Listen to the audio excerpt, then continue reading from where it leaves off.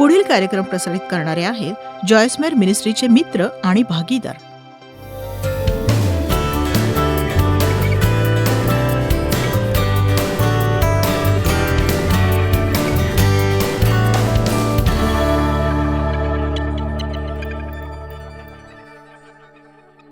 मला खरंच खूप आनंद होतोय. तुम्हाला माहितीये की योबाचा एक काळ वाईट होता, पण तो त्यातून तो पार गेला. आणि त्याच्या मित्रांनी निश्चितच त्याला मदत केली, नाही? ते त्यालाच दोष देत असत आणि त्याच्या चुका काढत असत. आणि हे नक्कीच चांगलं नव्हतं. आणि 10व्या वचनात म्हटलंय, इयोबाने आपल्या मित्रांसाठी प्रार्थना केली, तेव्हा परमेश्वराने इयोबाच्या दुःखाचा परिहार केला. पूर्वी इयोबाची मालमत्ता होती तिच्या दुप्पट परमेश्वराने त्याला दिली. जेव्हा त्याने त्याच्या मित्रांसाठी प्रार्थना केली, बघा, खरं सांगायचं तर मी आज तुम्हाला दिवसभर एक सुखद असा संदेश सांगूच शकते आणि आनंदाने बाहेर पाठवूच शकते, पण याचा तुमच्या जीवनात फार उपयोग होणार नाही जर तुम्ही लोकांवर चिडणं थांबवलं नाही.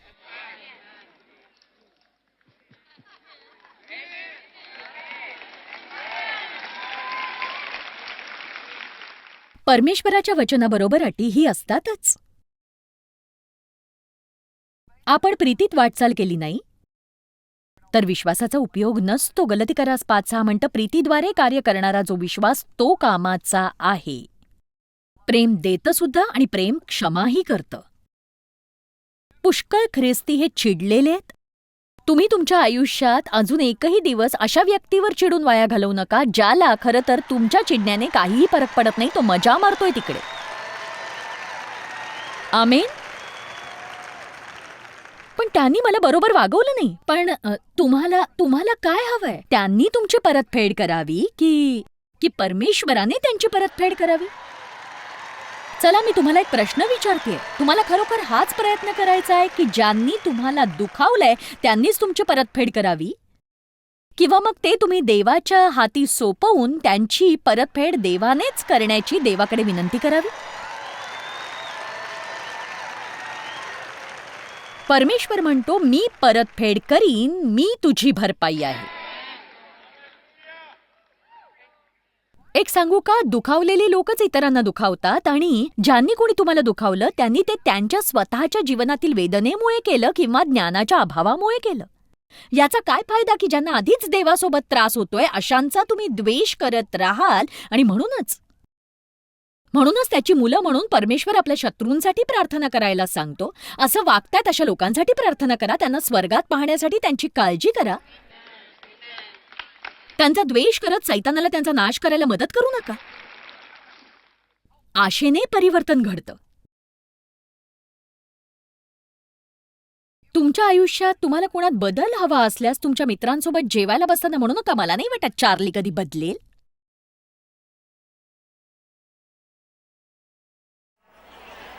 ही माझी प्रेमळ आईची नजर आहे. एक सांगू, आई तुमच्याकडे अनेक प्रकारच्या नजरांनी पाहते आणि तुम्हाला ते कळतं.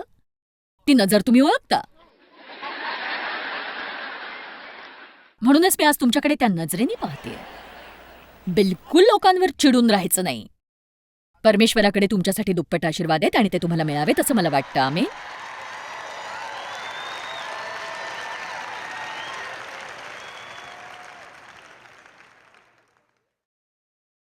आशेने तुमच्या जीवनात परिवर्तन घडतं. तुम्हाला पटकन काही गोष्टी सांगते. 10 पद्धती ज्याने परिवर्तन होत नाही, पण वेळ वाया घालवायचा असल्यास तुम्ही हे करू शकता. मला वाटलं मी हे बाहेर काढीन. चिंता आणि काळजी याने काहीच बदलणार नाही, हे नक्की. संघर्ष आणि निराशा याने काही बदलत नाही. देवाला समाविष्ट न करता स्वतःच बदल घडवून आणण्याचा प्रयत्न करणं निष्फळ आहे, अगदीच निष्फळ. केवळ नम्र लोकांनाच मदत मिळते, आपण ते कालच शिकलो. सर्वोत्तम कल्पना. मला माहिती मी काय करीन. सारा, ओह ठीक आहे, मला मूल होणार नाही. मी माझ्या पतीला माझी दासी देईन ना. म्हणजे ते दोघं एकत्र येतील आणि मग त्यांचं मूल ते माझं मूल.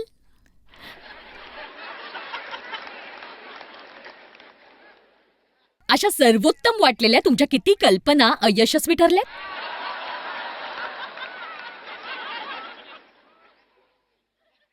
तिला वाट पाहायचा कंटाळा आला आणि तिला एक कल्पना सुचली.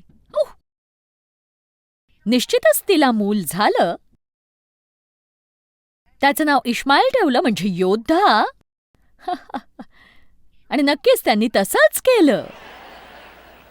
तुमची इच्छा असल्यास इश्माईलला होऊ द्या, म्हणजे तुम्ही देखील त्याचे डायपर्स बदलत वर्ष घालवालच.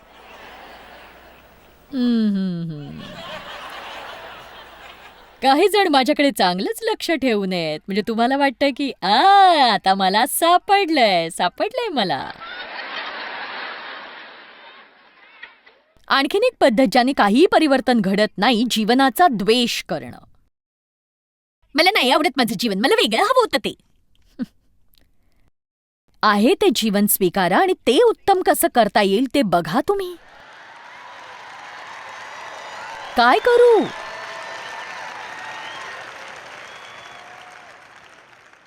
काय करू? मला मीच आवडत नाही, मला मी असणं आवडत नाही. तुम्हाला तुम्हीच व्हावं लागेल, कारण इतरांनी आपापली जागा घेतलेली आहे. तुम्ही मी बनू शकत नाही आणि मी तुम्ही बनू शकत नाही.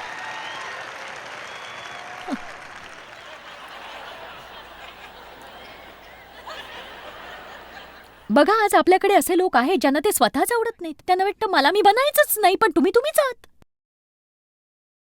पण मला मी नाही आवडत. पण एक सांगू का, तुम्ही दयनीय आयुष्याच्या मार्गावर आहात. का माहिती? कारण जिथे तुम्ही जाल तिथे तुम्ही असालच. स्वतःपासून तुम्ही पळूच शकत नाही, एकही क्षण नाही. तुम्ही स्वतःसोबतच बाथरूमला जाता, तुम्ही स्वतःसोबत झोपता, स्वतःसोबत खाता, स्वतःसोबत गाडी चालवता. पण मला मी नाहीच आवडत. मग कठीण आहे, समजून घ्या, हे असंच आहे. आमेन. हा वेळ घालवण्याचा प्रकारे तुमच्या प्रवासात तुम्ही आहात तिथला आनंद लुटा. स्वार्थी स्वकेंद्री होऊन कुणासाठी काहीच कधी न करणं, ज्याने तुम्हाला खरा आनंद मिळेल. मी इथे काही वेळ घेऊन उदार होण्याच्या आणि दान देणारे बनण्याच्या महत्वाविषयी बोलणार आहे, कारण तुम्हाला जर काही हवं असेल ना, तर आधी पेरणी करायलाच हवी. परमेश्वराच्या राज्यात कार्य करणारा हा नियम आहे. माझ्याकडे इकडे काही बिया आहेत आणि समजा मी हे पाकिट पाहून म्हटलं की वाव, मला असेच टोमॅटोज हवेत, फारच छान आहेत, किती लाल सुटूक आहेत, पण ते एकाच मार्गाने मला मिळतील. मला माझ्या काही बिया पेराव्या लागतील, त्या जोपासाव्या लागतील. आमेन. बघा, आपल्या समाजात असं होतंय की विश्वासणाऱ्यांमध्ये दान देणारे आणि उदारपणाच्या महत्वाविषयी बोलणारे खरंच कमी होत चाललेत. खरंच होत आहेत. आणि कुठल्या गरजू व्यक्तीला माझ्याकडून मदत मिळू नये, असं होऊ नये, असं मला वाटतं. कारण लोकांना हल्ली कोणी उदार होणं हे शिकवतच नाही. आणि अंशतः त्याचं कारण हे आहे की पूर्वीच्या प्रमाणात याची शिकवण तेवढी होत नाही, आणि म्हणूनच मी ठरवलं की मी जमेल तसं परमेश्वराच्या प्रेरणेने मी दानाविषयी शिकवण देईन. दान देणं, दानाविषयी शिकवणी न करण्याचं एक कारण होतं की लोकांना ते केलेलं आवडत नाही. तो प्रचारक आहे ना, तो तुमचा पैसा लंपास करू पाहतोय. बस झालं आता. एक सांगू, मी 71 वर्षांची, 71 वर्ष 6 महिने, आणि आता जर मी हे तुमचा पैसा मिळवण्यासाठी करत नाहीये. माझ्याकडे घर आहे, माझ्याकडे गाडी आहे, मला 11 नातवंड आहेत, माझ्याकडे झुलती खुर्ची आहे, मी जाऊन माझ्या मुलांना झुलवू शकते. मला हे करायची गरज नाही. मी हे कुणाचे पैसे मिळवण्यासाठी करत नाहीये. जे काही मिळतं ते आम्ही जगभरातल्या लोकांच्या मदतीसाठी वापरतो. खरंच.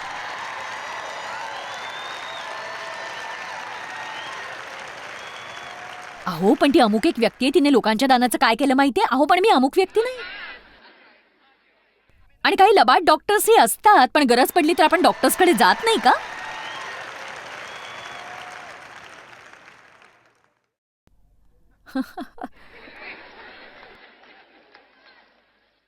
सैतानाला तर खूपच आवडेल आपण दानाच्या शिकवणीला घाबरलो तर.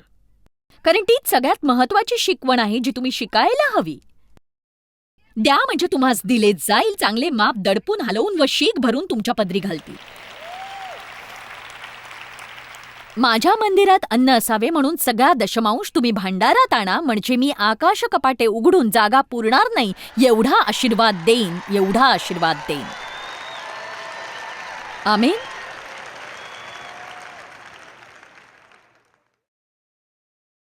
परमेश्वराला आपल्या पैशाची गरज नाही, आपण द्यायला हवा तो. आपण देण्याची गरज आहे. थोडासा पैसा देणं इतकं कठीण का जातं? अगदी थोडासा पैसा. पहिले राजे 17 बघूया. त्यात एक गोष्ट आहे. माझा सल्ला आहे की तुम्ही ती स्वतः वाचावी. मी वाचण्यात वेळ घालवत नाही आत्ता, पण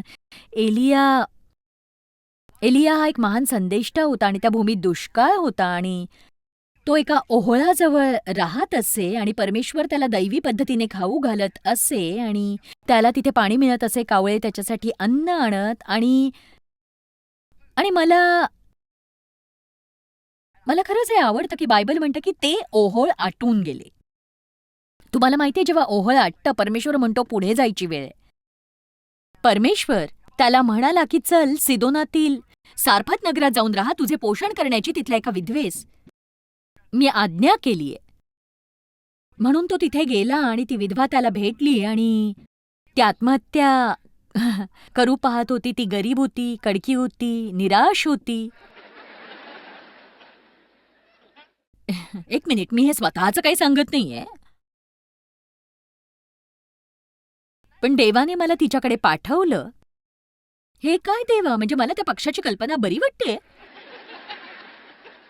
तू त्या भूमीच्या सगळ्यात मोठ्या संदेष्ट्याला, बहुधा सगळ्यात श्रेष्ठ संदेष्ट्याला अशा परिस्थितीत असलेल्या व्यक्तीकडे का पाठवशील, जिला जेव्हा त्याने काही खायला विचारलं तेव्हा ती असं म्हणाली की माझ्याकडे मुठभर पीठ आणि थोडंसं तेल आहे.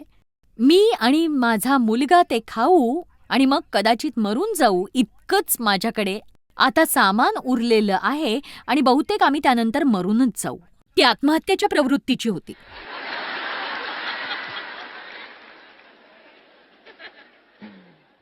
तिचं मन मरणावर होतं, जगण्यावर नाही. आणि एलिया तिला म्हणाला, भिवू नको, तू जा, तू म्हणतेस तसं कर, पण त्यापूर्वी माझ्यासाठी एक लहानशी भाकर आण.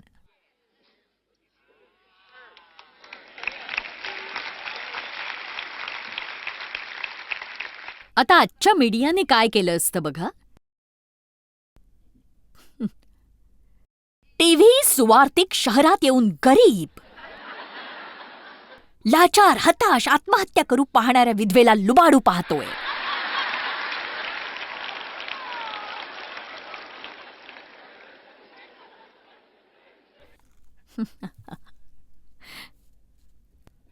आमेन. पण जर परमेश्वर एलियाची दैवी पद्धतीने काळजी घेत होता, तर एलियाला विधवेची गरज नव्हती. त्याला तिच्या अन्नाची गरज नव्हती, तिला चमत्काराची गरज होती आणि ते होण्यासाठी तिला पेरणी करण्याची गरज होती. तुम्ही माझं ऐकताय का?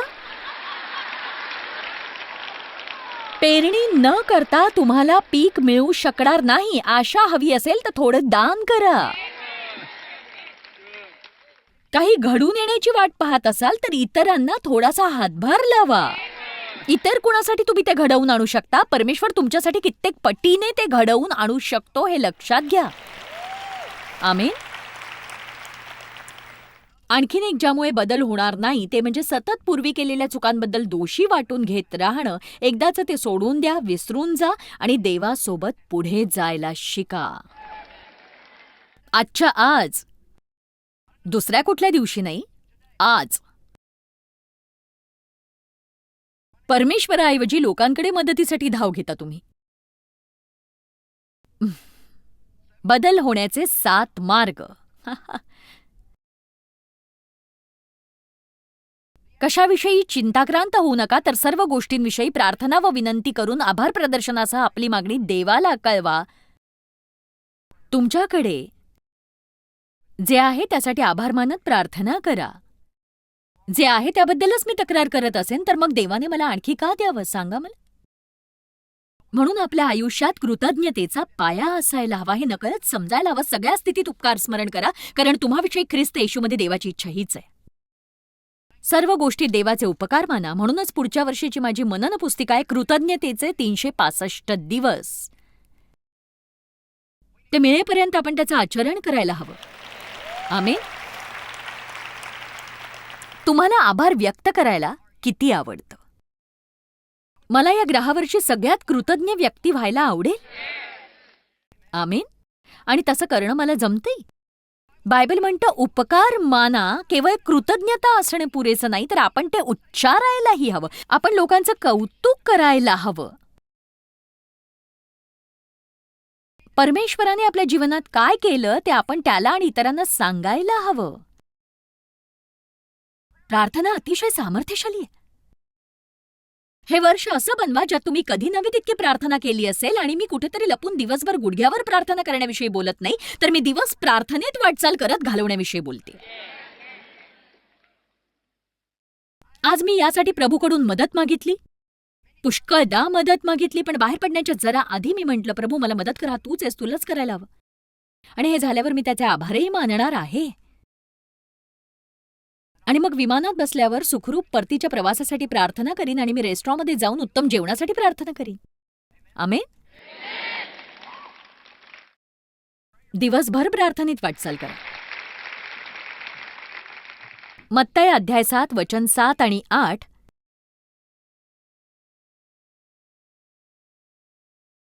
तुमच्या आशा उंचवा. मागा व तुम्हास दिले जाईल, शोधा म्हणजे तुम्हास सापडेल, शोधाल तर सापडेल. ठोका म्हणजे तुमच्याकरता उघडलं जाईल, कारण जो कोणी मागतो त्याला मिळते, जो शोधतो त्याला सापडते, व जो ठोकतो त्याच्याकरता उघडले जाते. म्हणजेच प्रार्थनेत निश्चयी राहा. मी कधी कधी परमेश्वराला सांगते, मी अनादरशील होत नाही, पण मी केवळ तुला सांगते की हे तुझ्या वचनात आहे आणि मी गप्प बसणार नाही.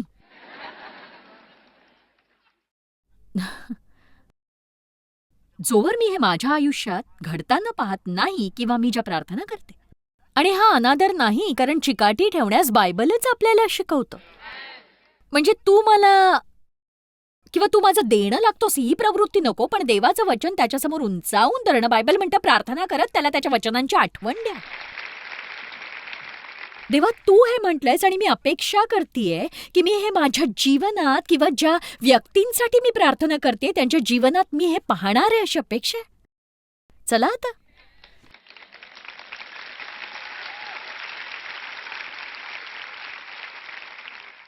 तुमच्या आशा उंचवा.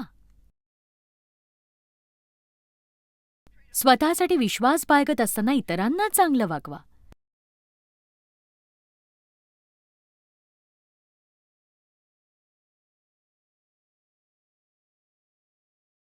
प्रार्थना करा आणि बोला. तुम्हाला हवे असलेल्या बदलावाची आशा करत अपेक्षेने वाट पहा. आणि चौथं, संयमाने आणि चांगल्या प्रवृत्तीने वाट पहा. प्रतीक्षा करताना इतरांसाठी आशीर्वादित ठरा. तुमची जबाबदारी पाळा, तुमचा भार टाका. आणि 7वं, तुम्हाला जे दिसेल त्याने अस्वस्थ होऊ नका. रोमकरास अध्याय 8 वचन 24-25. आज खूपच मजा येते नाही का, सांगा.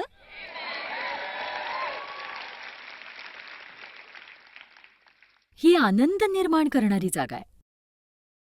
आपण आशा धरल्याने तरलो. आशा तर प्राप्त झालेल्याची नसते. जे प्राप्त झाले त्याची आशा कोण करेल, पण जे प्राप्त झाले नाही त्याची आशा जर आपण धरतो तर धीराने त्याची वाट पाहतो. धीराने. बघा, आपण ते पुन्हा वाचणार आहोत. काही दिसत नसताना असते ती आशा, म्हणूनच काही घडत नाही असं वाटत असलं तरी निराश होऊ नका तुम्ही, कारण तेव्हाच आशेची गरज असते तुम्हाला. प्रकटीकरण दिसेपर्यंत आपण आशा बाळगायलाच हवी.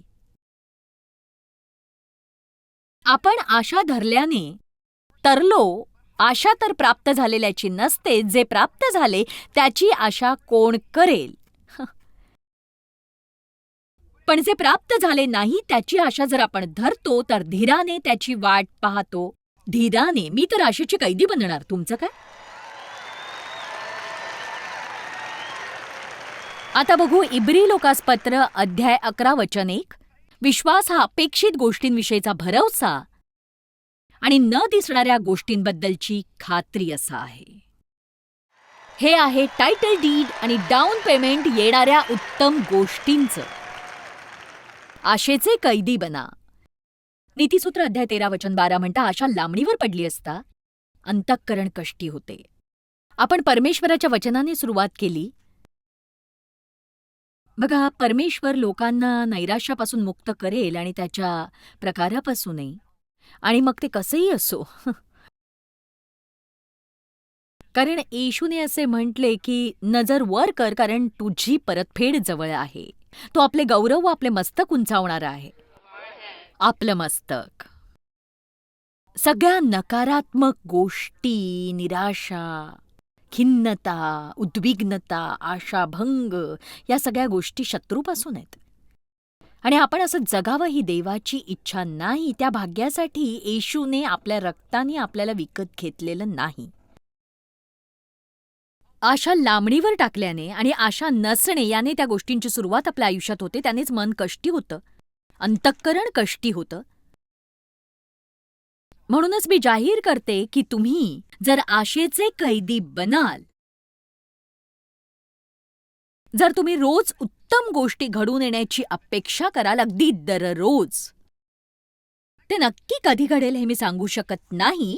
पण मी हे सांगू शकते की वाट पाहत असताना तुम्ही दररोज अधिक सुखी असाल, अगदी भीतीत, चिंतेत, काळजीत, नैराश्येत आणि दैहिक कृत्यात आणि सगळ्या प्रकारच्या दयनीय अवस्थेत वाट पाहत असल्याच्या प्रमाणात.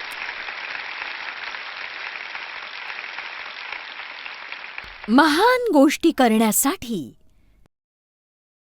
मी देवाकडनं अपेक्षा करते. महान गोष्टींची अपेक्षा करते मी देवाकडून. एक सांगू, मी या सभा करून थकते. शनिवारी सकाळी लोळत थकून उठते आणि मी नेहमी देवावर विश्वास ठेवते की तो माझ्या कष्टाचा मोबदला मला देईल. आणि म्हणूनच परमेश्वर काय करेल यासाठी खरंच मी नेहमी उत्सुक असते. परमेश्वर काहीतरी करेल याची अपेक्षाच असते मला. तुम्ही परमेश्वरासोबत मजा करायला सुरुवात का नाही करत? त्याचे केवळ पुत्र आणि कन्या बनून त्याला तुमची काळजी का नाही घेऊ देत? तुम्ही तुमची धार्मिक वृत्ती सोडून का म्हणत नाही की देवा, तूच माझा बॉयफ्रेंड आहेस, माझा जीवलग मित्र आहेस, माझा सखा आहेस तू देवा? आमेन. आज आणि दररोज माझ्यासाठी आणि माझ्याद्वारे काहीतरी चांगलं घडून येणार आहे यावर माझा विश्वास आहे. आमेन. तर मी तुम्हाला पुन्हा एकदा सांगते की तुमच्यासाठी काहीतरी चांगलं घडून येण्याची अपेक्षा करा आज आणि दररोज. नीतिसूत्र अध्याय 22:9 म्हणतं की जे उदार आहेत ते आशीर्वादित होतीलच. तुम्हाला माहितीये, केवळ देण्याच्या सामर्थ्यामुळे मी अनेक लोकांच्या आयुष्यात चमत्कार पाहिलेले आहेत. बायबल म्हणतं, द्या म्हणजे तुम्हास दिले जाईल, चांगले माप दडपून, हलवून व शीक भरून तुमच्या पदरी घालतील. मला वाटतं देणं हे आपलं सगळ्यात मोठं सौभाग्य आहे आणि मला ही खात्री करायची आहे की मी वेळ काढून याची शिकवण देईन देण्याच्या सामर्थ्याविषयी, कारण त्याबद्दल बरेच लोक जागरूक नाहीयेत. म्हणूनच मी आज टीव्ही कार्यक्रमासाठी तुमच्या आर्थिक मदतीची विनवणी करतेय. जसं तुम्ही या कार्यक्रमाचा आनंद लुटताय तसंच थोडी परतफेड करणंही योग्य आहे. एकतर्फी नात्याचा आनंद लुटायला मला आवडत नाही आणि तुम्ही तो लुटता कामा नये. आणि मला आशा आहे आमचा हा कार्यक्रम तुमच्या जीवनातला एक मोठा घटक बनेल जो तुम्हाला मदत करेल. आणि त्यासाठी मी तुमच्या मदतीसाठी विनंती करते, केवळ हे कार्यक्रम प्रक्षेपित होण्यासाठी नाही तर जगभरातील लोकांपर्यंत पोहोचण्यासाठी, ज्यांना खरंच आशा आहे आणि मदतही हवी आहे. आज तुमचं दान पाठवून आमच्या टीव्ही प्रोग्रामसाठी मदत करा. मनापासून आभार. जॉयस्मायर मिनिस्ट्रीज करता तुम्ही खूप मौल्यवान आहात. आम्हाला तुमचं कौतुक आहे आणि जगभरामध्ये हे सेवा कार्य शक्य करण्याकरता आम्ही आमच्या मित्रांचे आणि पार्टनर्सचे आभारी आहोत. आम्ही एकत्रितपणे भुकेल्यांना खाऊ घालतो, गरिबांना वस्त्र देतो आणि राष्ट्रांना सुवार्ता सांगतो. तुमच्या प्रार्थनेच्या विनंती करता आमच्याविषयी आणखी माहिती मिळवा. जॉयसच्या कॉन्फरन्सच्या तारखा पहा आणि ख्रिस्ताची प्रीती जगभरामध्ये पसरवण्याकरता आमचे सहभागी व्हा.